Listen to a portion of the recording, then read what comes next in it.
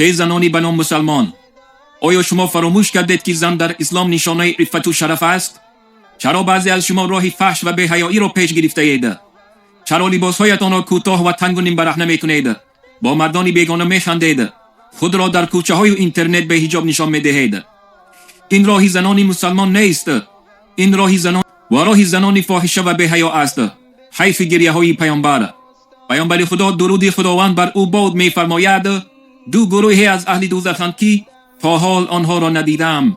یکی از آن دو گروه زنانی هستند که لباس دارند اما لچونین برهنه هستند. مردان را آنها به بهشت نمی‌درآیند و حتی بوی آن را هم احساس نمی‌کنند. ای زنان بی‌حیا، آیا نمی‌دانید که هر یک قدم شما به سوی فحش و بی‌حیایی و به سوی آتش دوزخ است؟ آیا نمی‌دانید که فرزندانتان از شما چه عبرت می‌گیرند؟ اگر مادر بی‌حجاب و بی‌حیا شود، جامعه ویران می‌شود. برگردید به سوی عفتی که مادر و مادر کلانتان داشتند. برگردید به سوی حجاب و حیا، به سوی خدا روی بیارید تا الله شما را ببخشد، وگرنه عذابی دردناک که الله شما را منتظر است. دانسته باشید.